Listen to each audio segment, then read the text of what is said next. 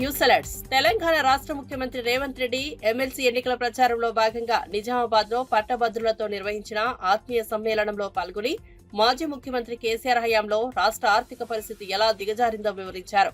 ఆయన మాట్లాడుతూ మిగులు బడ్జెట్ తో ఉన్న తెలంగాణను కేసీఆర్ పాలనలో 7 లక్షల కోట్ల అప్పుల కుప్పగా మార్చేశారని ఆగ్రహం వ్యక్తం చేశారు. ఈ అప్పుల వల్ల రాష్ట్రం ప్రతి నెల 6,500 కోట్ల వడ్డీ చెల్లించాల్సిన పరిస్థితి ఏర్పడిందని, ఇది గత ప్రభుత్వ నిర్లక్ష్య పాలనకు నిదర్శనమని పేర్కొన్నారు. మీరెవరికి మద్దతు ఇస్తున్నారని చెప్పి నేను వేదిక మీద నుంచి అడుగుతున్నా. ఇవాళ ఈ రహస్యం ఏంది, ఈ గూడుపుటాని ఏంది, మీరు ఢిల్లీలో చేసిన మంతనాలు ఏంటి అని చెప్పి ఈ రోజు ఈ వేదిక మీద నుంచి అడుగుతున్నా. నేను అదే విధంగా 2023 డిసెంబర్లో జరిగిన ఎన్నికల్లో మీ అధికారం కోల్పోయారు. 2024 పార్లమెంట్ ఎన్నికల్లో 8 సీట్లలో మీకు డిపాజిట్లు పోతే బీజేపీ వాళ్ళు 8 సీట్లలో గెలిచారు. మీ డిపాజిట్లు పోతే ఎట్లా, అవే సీట్లలో బీజేపీ వాళ్ళు గెలుస్తారు ఎట్లా? ఇంత లెక్క మా తెలంగాణ 4 కోట్ల ప్రజలకు అర్థమైతలేదా? ఇవాళ మీరు మీ డిపాజిట్లు ఒడగొట్టుకొని మీ ఓట్లను బీజేపీ వాళ్ళకి వేపించి బీజేపీ వాళ్ళని గెలిపించారు. సరే, మీరు చీకట్లో ఏం మాట్లాడుకున్నారో, మీరు చీకట్లో ఏం అల్లాయి బల్లాయి చేసుకున్నారో నేను అడగదలుచుకోలే. మరి బీజేపీ వాళ్ళు గెలిచి ఇవాళ 8 మంది ఎంపీలు గెలిచిండ్రు. ఆదిలాబాద్ నుంచి గెలిచిండ్రు, నిజామాబాద్ నుంచి గెలిచిండ్రు, కరీంనగర్ నుంచి గెలిచిండ్రు, మెదక్లో గెలిచిండ్రు. ఇవాళ 4 ఎంపీలు ఉన్నారు, దాదాపుగా 7 మంది ఎమ్మెల్యేలు ఈ ప్రాంతం నుంచే ఉన్నారు బీజేపీ వాళ్ళకు. మరి మోడీ నుంచి ఏమి తీసుకొచ్చిర్రని నేను అడుగుతున్నా.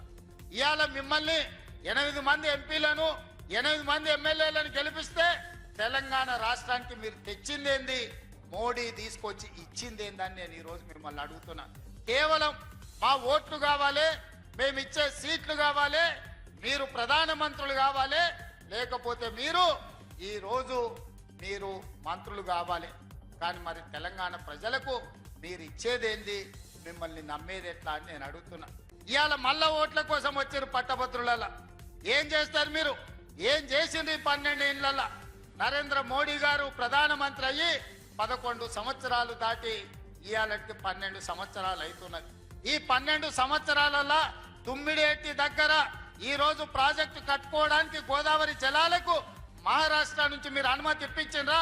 ఒకవేళ తుమ్మిడేటి దగ్గర ప్రాజెక్టు కట్టనికే మహారాష్ట్ర అనుమతి ఇచ్చినుంటే ఇవాళ ఆదిలాబాదు జిల్లా 1,50,000 ఎకరాలు సస్యశ్యామలమై పసిడి పంటలు పండుతుండే ఆదిలాబాదు బిడ్డలు ఆదివాసీలు ఇవాళ వాళ్ళ బతుకులలో వెలుగు వస్తుండే.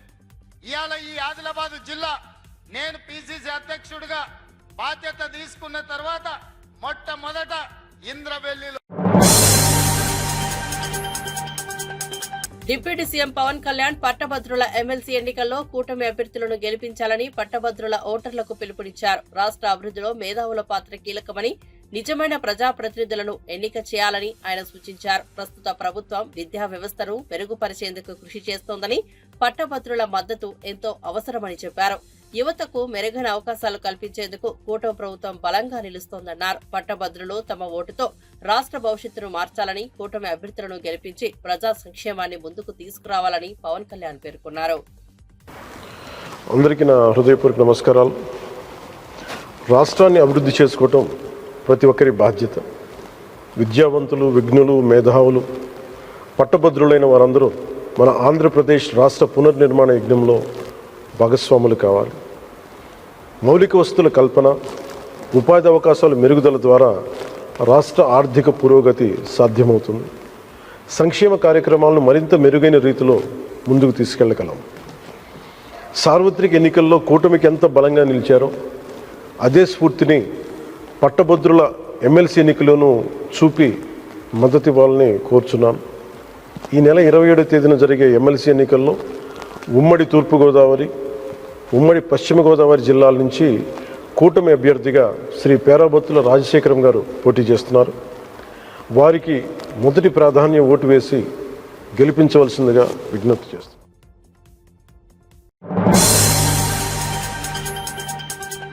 తెలంగాణ రాష్ట్రంలో ఎమ్మెల్సీ ఎన్నికల సమరంలో బీజేపీ తన వ్యూహాన్ని స్పష్టంగా ప్రకటించింది. బీజేపీ రాష్ట్ర అధ్యక్షుడు కేంద్ర మంత్రి కిషన్ రెడ్డి మాట్లాడుతూ ఎమ్మెల్సీ ఎన్నికల్లో బీజేపీ 3 స్థానాల్లో పోటీ చేస్తోందని తెలిపారు. కిషన్ రెడ్డి మాట్లాడుతూ 1960 నుండి బీజేపీ పట్టభద్రుల టీచర్ ఎమ్మెల్సీ ఎన్నికల్లో పోటీ చేస్తూ వస్తోందని పేర్కొన్నారు. ఇది పార్టీకి కొత్త పోటీ కాదని, గత అనుభవంతో ఈ ఎన్నికల్లో విజయంపై పూర్తి విశ్వాసం ఉందని తెలిపారు.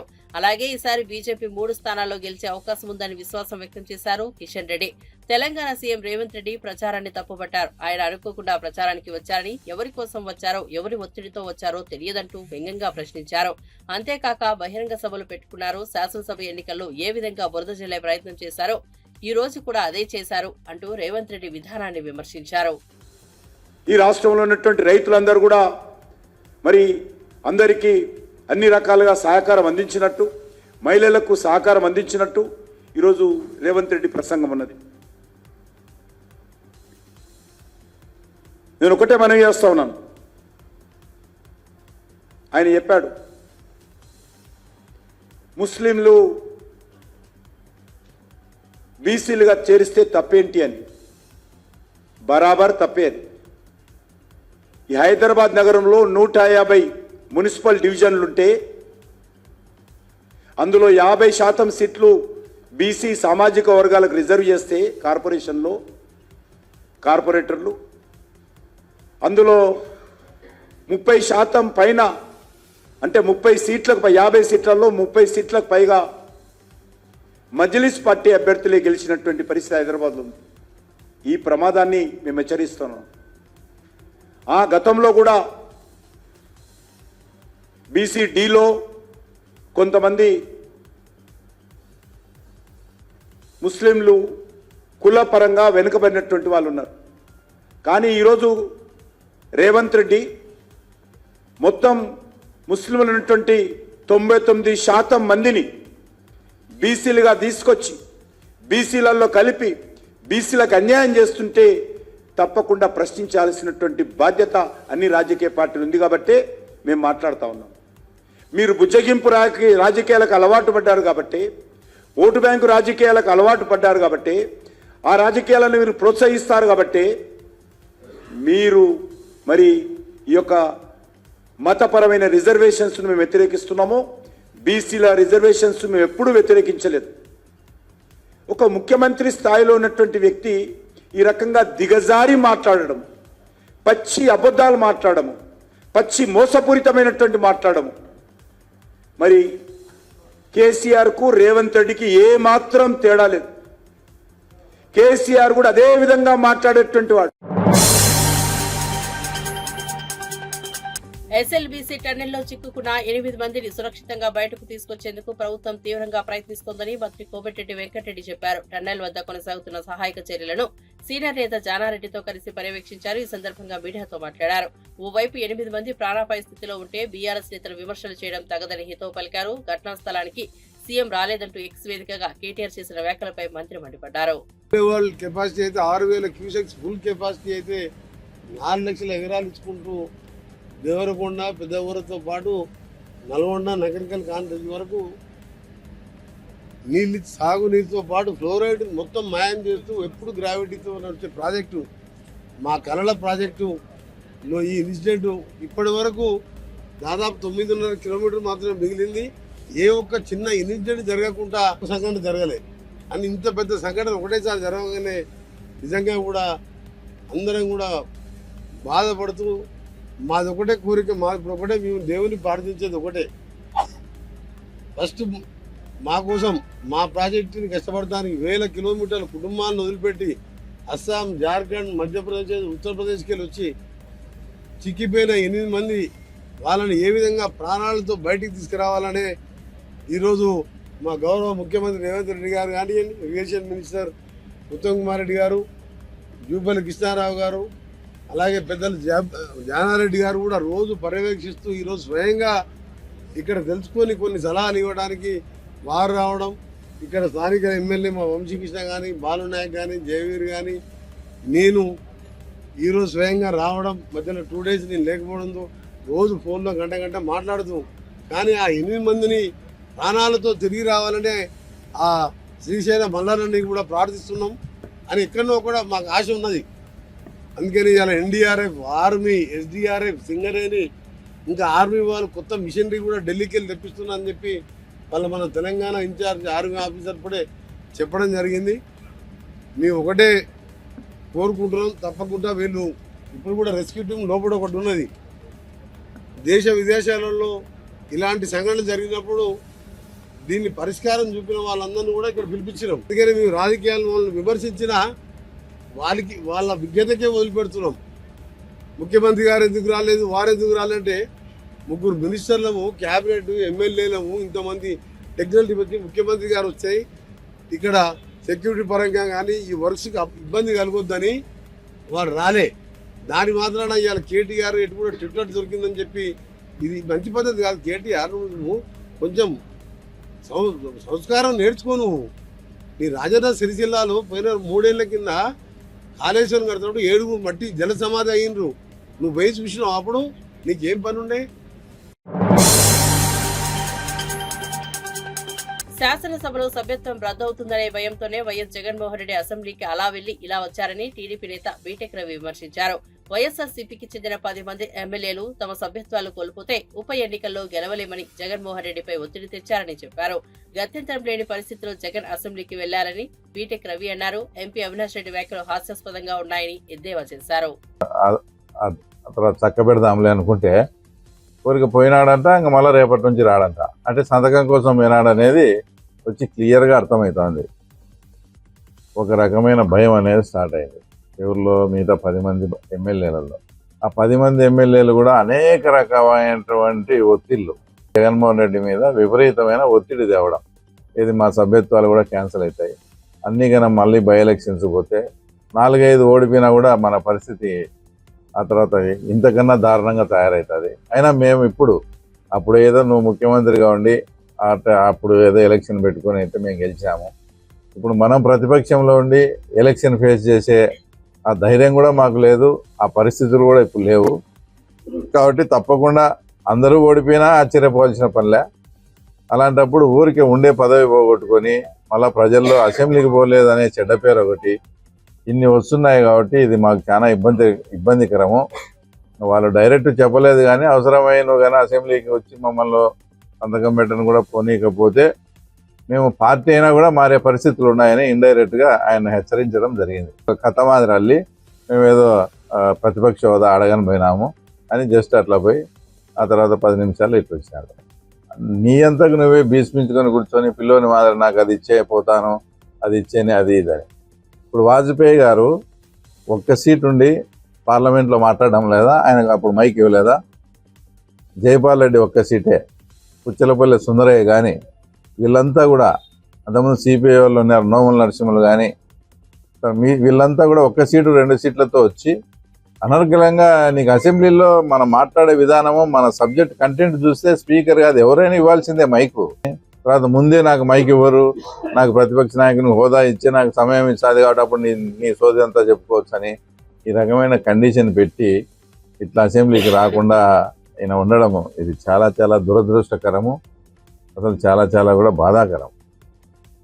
అసలు ఇంత నీకు సేవ చేసి 50 ఏళ్ళ చరిత్ర, ఇంతగా నేను ఎమ్మెల్యే కనిపించి ఇక్కడ నీ కోసం పనిచేసిన వాళ్ళ బిల్లులు కూడా ఇవ్వకుండా పెద్ద పెద్ద కాంట్రాక్టర్లకు కమిషన్లు తీసుకొని బిల్లులు ఇచ్చి వాళ్ళందరినీ నాశనం చేసాం. ఆ కోపం అంతా ఉంది. ఇప్పుడు గెలిచిన తర్వాత కనీసం అసెంబ్లీకి పోయి మా సమస్యలన్నా మాట్లాడి మమ్మల్ని ఏమైనా గడ్డనేస్తాడనుకుంటే అటు అసెంబ్లీకి పోకుండా ఉండవు. తర్వాత ముఖ్యంగా అవినాష్ రెడ్డి గారు కూడా ఈరోజు మాట్లాడినారు.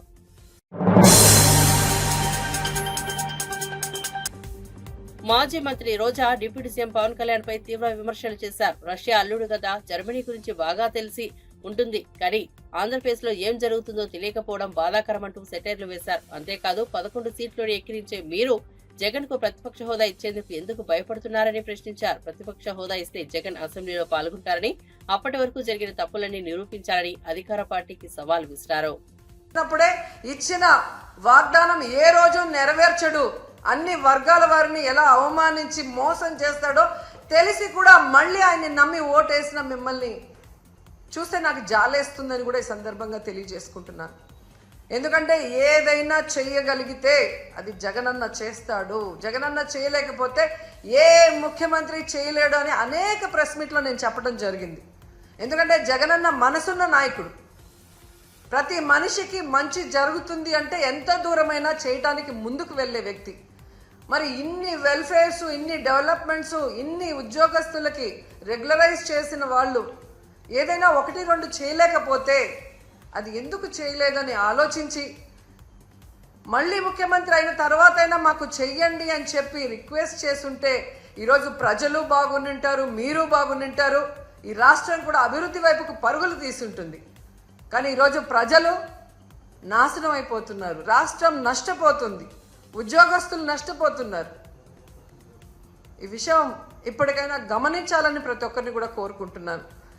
అండ్ ఈరోజు ప్రతి ఒక్కరూ మాట్లాడుతున్నారు తెలుగుదేశంలోనూ, ముఖ్యంగా పవన్ కళ్యాణ్ గారు, మేధావి గారు మాట్లాడుతుంటారు, సనాతన యోధుడు. జగనన్న ఈరోజు ప్రజా సమస్యల్ని మాట్లాడటం కోసమే అసెంబ్లీలో ప్రతిపక్ష హోదాను అడుగుతున్నారు. ఎందుకంటే ఒక ప్రతిపక్ష హోదా ఉన్నప్పుడు ఇంత సమయం అని ప్రతిపక్ష పార్టీకి కేటాయిస్తారు కాబట్టి ఈ రాష్ట్రంలో ఉన్న ప్రజల కష్టాల్ని, వాళ్ళు ఏదైతే ఎదురు చూస్తున్నారో వాటిని ప్రభుత్వం దృష్టికి తీసుకురావటం కోసం ఈరోజు అన్న అడుగుతూ ఉంటే వంకర టింకర్గా మాట్లాడతాడు పవన్ కళ్యాణ్ గారు. ఎక్కడో జర్మనీ అంటాడు, రష్యా అల్లుడు కదా, పక్కన జర్మనీ గురించి ఆయనకి బాగా తెలిసి ఉంటుంది. కానీ ఆంధ్రప్రదేశ్లో ఏం జరుగుతుందో ఆయనకు తెలియకపోవడం మాకు బాధాకరం. నేను హైయెస్ట్ సీట్స్ గెలుచుకున్నాను కాబట్టి అసలు ప్రతిపక్ష హోదా నాకుండాలి అన్నాడు. సంతోషం, నువ్వు ప్రతిపక్ష నాయకుడిగా ఉండి చంద్రబాబు నాయుడు చేసే తప్పుల్ని నిలదీస్తాను, ప్రజల పక్షాన ఉండి పోరాటం చేస్తాను అంటే వెంటనే మీ డిప్యూటీ సీఎం పోస్టుకి రాజీనామా చేసి ప్రతిపక్ష హోదా తీసుకొని ఎదురుగా కూర్చొని ఆయన చేసే తప్పుల్ని ఎత్తి చూపించండి. ఆ పని మీరు చేయలేరు కదా. చంద్రబాబు నాయుడికి కష్టం అంటే మిర్చి రైతుల సమస్యలపై ఎమ్మెల్సీ కల్వకుంట్ల కవిత తీవ్రంగా స్పందించారు. ఏపీ సీఎం చంద్రబాబును చూసి నేర్చుకోండి, ఢిల్లీ వెళ్లి రైతుల కోసం మాట్లాడండి, మిర్చి రైతులకు మద్దతు ధర 25,000 వచ్చేలా చేయండి అంటూ వైసీపీ ప్రభుత్వాన్ని ఉద్దేశించి వ్యాఖ్యానించారు. రైతుల కష్టాలను పట్టించుకోవాల్సిన ప్రభుత్వం ఎందుకు మౌనంగా పాటిస్తోందని ఆమె ప్రశ్నించారు. కేంద్రాన్ని ఒప్పించి తగిన సహాయం తీసుకురావాలని డిమాండ్ చేశారు. మిర్చి రైతుల భవిష్యత్తును రక్షించేందుకు సమర్థవంతమైన చర్యలు తీసుకోవాలని ఎమ్మెల్సీ కవిత స్పష్టం చేశారు. పంట సాగు చేయాలంటే 2 లక్షల రూపాయలు అవుతుంది. కనీసం మిర్చి పంట తెంపాలంటే కూడా, ఖాతాకొచ్చింది తెంపాలంటే కూడా కిలో 15 రూపాయలు పట్టుకున్నా కూడా 40-50 వేలు మినిమం అయ్యేటటువంటి పరిస్థితి ఉన్నది. మరి అటువంటి పరిస్థితులలో మన గిట్టుబాటు కాని ధరకు అమ్ముడైతే చాలా ఇబ్బందికరంగా ఉంటది. కాబట్టి ప్రభుత్వం తక్షణమే చర్యలు తీసుకోవాలని చెప్పి నేను కోరుతా ఉన్నాను. ఇవాళ మీకు తెలిసి ఇక్కడ చాలా మంది మీరు ఇక్కడ లోకల్లోనే ఉన్నారు. ఇక్కడ లోకల్లో మీ నాయకుడు వేం నరేందర్ రెడ్డి అని ఉన్నాడు, తెలుసా? మరి ఆయన మొత్తం పొద్దుగాల నుండి సాయంత్రం దాకా ముఖ్యమంత్రి చుట్టూ తిరుగుతుంటాడు. అన్ని ఫోటోలలో ఏ ఫోటోలు చూసినా ఆయనే కనబడుతుంటాడు. ఎంత అనుబంధం అంటే వాళ్ళది. ఓటుకు నోటు కేసులో కూడా A1, A2, A3 మీ కే సముద్రం పేరు మొత్తం జెండా ఎగురుతుంది అంటదా, అవునా కాదా? అయినా మన కే సముద్రం మిర్చి రైతుల కష్టం చెప్పడానికి వేం నరేందర్ రెడ్డికి ఒక్క నిమిషం దొరుకుతలేదా? మీరు ఆ విషయం ఆలోచించాలి. నేనేమంటున్నా అంటే ఇవాళ మనం మిర్చి రైతులం ఇక్కడ ఇబ్బంది పడుతున్నాం, పసుపు రైతులు ఇబ్బంది పడుతున్నాం. గా టనల్ల ముఖ్యమంత్రి సొంత జిల్లాల గా టనల్ కూలిపోయి ఇరిగేషన్ ప్రాజెక్ట్ చేయరాక వీళ్లకు 8 మంది కూలీలు ఇరుక్కపోయి ఉన్నారు. అక్కడ వాళ్ళు ఇబ్బంది పడుతున్నారు. ఇవి ఏమి చూడకుండా ఏం చేస్తుండు ముఖ్యమంత్రి గారు? ఎలక్షన్ ప్రచారానికి పోయిండట నిజామాబాద్ కు. ఇక నేను ఏడవాలనా నవ్వాలనా, మన ఏదో పని పాత్ర పెట్టి జాతర పోయింది అన్నట్టు ఉన్నది కథ అన్నట్టు. అట్లా కాకుండా ముఖ్యమంత్రి గారు నేను డిమాండ్ చేసేది ఒక్కటే, ఖచ్చితంగా ఎట్ ఎనీ కాస్ట్ మీరేం చేస్తారో మాకు తెలియదు, పసుపుకు మద్దతు ధర ఇవ్వాలి, మిర్చికి మద్దతు ధర ఇవ్వాలి. దానికోసం ముఖ్యమంత్రి రెడ్డి గారు ప్రయత్నం చేయాలి, రేవంత్ రెడ్డి గారు అని మీ అందరి తరఫున నేను డిమాండ్ చేస్తా ఉన్నా. మరి మీరందరూ కేసీఆర్ గారిని గుర్తు చేసిరు ఇప్పటిదాకా. వారు ఉన్నప్పుడే, వారు నీళ్ళు ఇచ్చినప్పుడే మాకంతా కూడా బరకత్ అయింది, పంటలు వండింది. ఇవాళ వాగెండిపోయిన పరిస్థితి ఉన్నది. ఇక్కడ మనకు నీళ్ళు ఇచ్చేటటువంటి తెలియలేదు ఈ ప్రభుత్వానికి. పక్కపొంటి విలేజ్ లో కూడా నీళ్లు రాని పరిస్థితి. ఎందుకోసమో తెలుసా? ఒక్కసారి వినాలి మీరు. కేసీఆర్ కట్టిన కాళేశ్వరం కూలిపోయిందని చెప్పడానికి నీళ్లు బంద్ పెట్టిండు ముఖ్యమంత్రి, ఉట్టిగానే కచ్చతోని కేసీఆర్ మీద. అదే పోయిన సంవత్సరం నీళ్లు ఇక 3 లక్షల ఎకరాలు ఎండబెట్టింది ఇక్కడ. ఈ సంవత్సరం ఏప్రిల్ 1వ వారంలో నీళ్లు ఇయ్యాలని కూడా ఈ సందర్భంగా నేను ముఖ్యమంత్రి గారిని డిమాండ్ చేస్తున్నా. రైతన్నలందరూ కూడా తెలియజేస్తున్నా, మీ తరఫున పోరాటం చేయడానికి కేసీఆర్ సైనికులు మేమందరం కూడా ఉన్నాం. మీరు రంది పెట్టుకోవద్దు, ఖచ్చితంగా పోరాటం చేద్దాం. Thank you. జై తెలంగాణ. మహాశివరాత్రి పర్వదినాన్ని పురస్కరించుకుని అనకాపల్లి జిల్లా నక్కపల్లి మండలం చిన్నదొడిగల్లుకు చెందిన సూక్ష్మ కళాకారుడు డాక్టర్ గట్టెం వెంకటేష్ పెన్సిల్ మొనపై మహాశివుని రూపాన్ని అద్భుతంగా మలిచారు. దాదాపు 10 ఏళ్లుగా ఆయన సూక్ష్మ కళాకారుడుగా రాణిస్తున్నారు. ఈ క్రమంలో వందల సంఖ్యలో సుందర ఆకృతులను వివిధ వస్తువులపై మలిచారు. తాజాగా 10 గంటల పాటు శ్రమించి పెన్సిల్ మొనపై 8 మిల్లీమీటర్ల వెడల్పు 18 మిల్లీమీటర్ల పొడవుతో మహాశివుడు తాండవం రూపాన్ని తీర్చిదిద్దారు. పరమేశ్వరుని సూక్ష్మ కళాకాండం విశేషంగా ఆకట్టుకుంటోంది.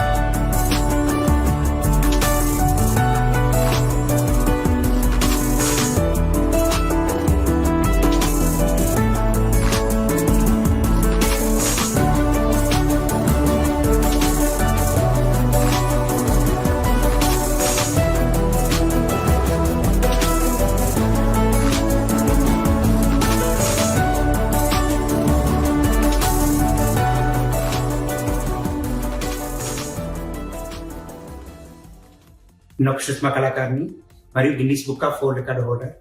తాజాగా మహాశివరాత్రిని పురస్కరించుకుని నేను ఈ యొక్క పెన్సిల్ ముళ్ళు పైన శివతాండవాన్ని ఆర్ట్ చేయడం జరిగింది. సో నాకు ఈ ఆర్ట్ చేయడానికి 10 గంటల సమయం పట్టింది. దాని వెడల్పు 8 మిల్లీమీటర్లు, పొడవు 18 మిల్లీమీటర్లు వ్యాయంలో చేశాను. ప్రయాగ్రాజ్ లో జరుగుతున్న మహాకుంభమేళాను బాలీవుడ్ సూపర్ స్టార్ అక్షయ్ కుమార్ సందర్శించారు.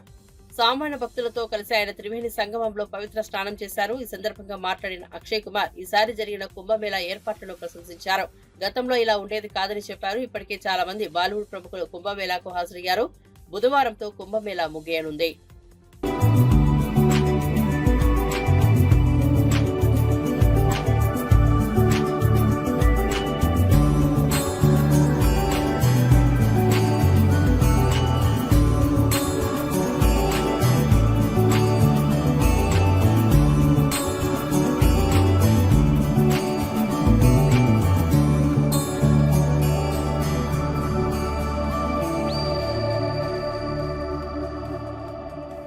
बहुत ही मजा आया, बहुत बढ़िया इंतजाम है, बहुत अच्छी तरह मतलब यहाँ के सीएम साहब योगी साहब का बहुत बहुत धन्यवाद करते हैं कि इतना अच्छा इंतजाम कर रखा है। मुझे अभी भी याद है 2019 में जब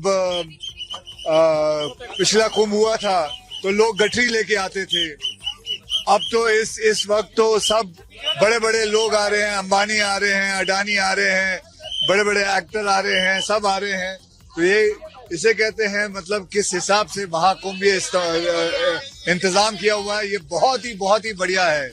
और मैं सारे ही जितने भी पुलिस वाले हैं, जितने भी वर्कर हैं, जिन्होंने सबका इतना ध्यान रखा है, उनका हाथ जोड़ के बहुत बहुत धन्यवाद करना चाहता हूँ। बहुत बहुत ఉత్తరప్రదేశ్లోని ప్రయాగ్రాజ్లో మహాకుంభమేళా వైభవంగా కొనసాగుతోంది. కుంభమేళాలో బాలీవుడ్ నటి కత్రినా కైఫ్ తన కుటుంబ సభ్యులతో కలిసి పుణ్యస్నానం ఆచరించారు. ఈ సందర్భంగా భక్తులు ఆమెను చూసేందుకు సెల్ఫీలు దిగేందుకు ఎగబడ్డారు.